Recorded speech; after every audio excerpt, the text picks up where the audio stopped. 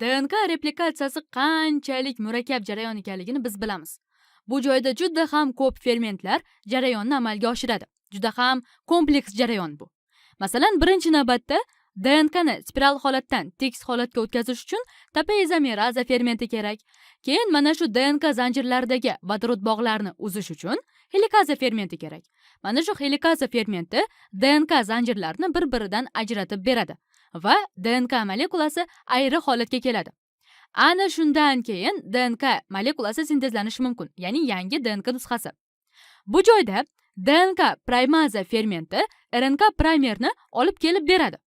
RNK primerning oldidan DNK polimeraza fermenti ana endi yangi nukleotidlarni olib kelib DNK sintezini amalga oshirishi mumkin bo'ladi. Bu jarayon juda ham murakkab ko'ringani bilan juda tez amalga oshadi. Masalan, bakteriyalardan biri bo'lgan Escherichia colini olimlar o'rganishgan. Aynan undagi polimeraza fermentining tezligi ularni qiziqtirgan. Mana shu polimeraza fermentining tezligi o'rganilganda shu bakteriyada. Mana shu polimeraza deb yozib olay birinchi. Demak, polimeraza qanchalik tez ishlashi o'rganilganda shu narsa ma'lum bo'lganki, har bir sekundda taxminan 700 dan oshiq yangi nukleotidlar hosil qilingan. Ya'ni mana shu joyga 700 dan ortiq nukleotid olib kelingan. Bu har sekundda amalga oshgan. Tasavvur qiling, biz bir sekundda ko'zimizni yumib ochishga zo'rg'a ulguramiz. Lekin shu sekund davomida DNK polimeraza 700 dan oshiq, hattoki minglab nukleotidlarni olib kelib tashlayapti. Qarang, bu qanchalik chaqqon ferment. Mana shu ferment shu qadar tez ishlaydi. Bu juda ham aqlga sig'maydigan holat. Lekin bizni aqlimizga sig'magani bilan har doim amalga oshadigan holat. Mana shu jarayon juda tez amalga oshadi. Lekin eng qiziqarlisi shundaki, bu moddalarning hech qaysi birida aql yo'q, miya yo'q. Ular bu narsani bilib, shunday qilishim kerak deb amalga oshirmaydi. Bu jarayonlarning hammasi kimyoviy reaksiyalarga asoslangan. Ya'ni kimyoviy reaksiyalar natijasida mana shu jarayonlar amalga oshib ketaveradi. Juda tez amalga oshib ketadi. Lekin tez amalga oshgani bilan bu joyda xatoliklar ham bo'lishi mumkin. Xatoliklar qancha bo'lishi ham DNK molekulasini faoliyatiga ta'sir ko'rsatadi.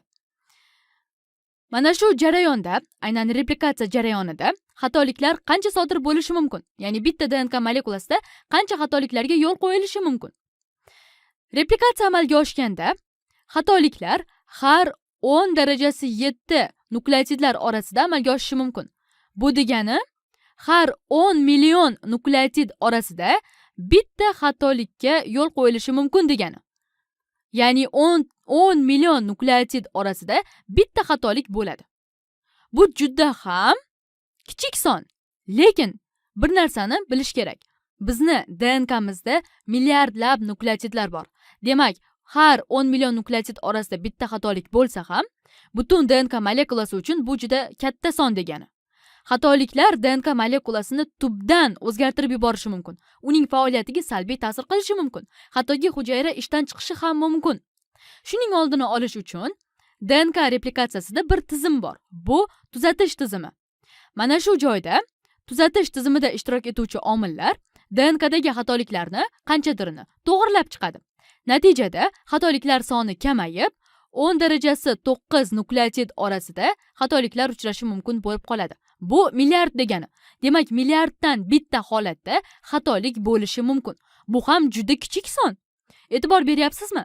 Jarayon juda tez amalga oshyapti.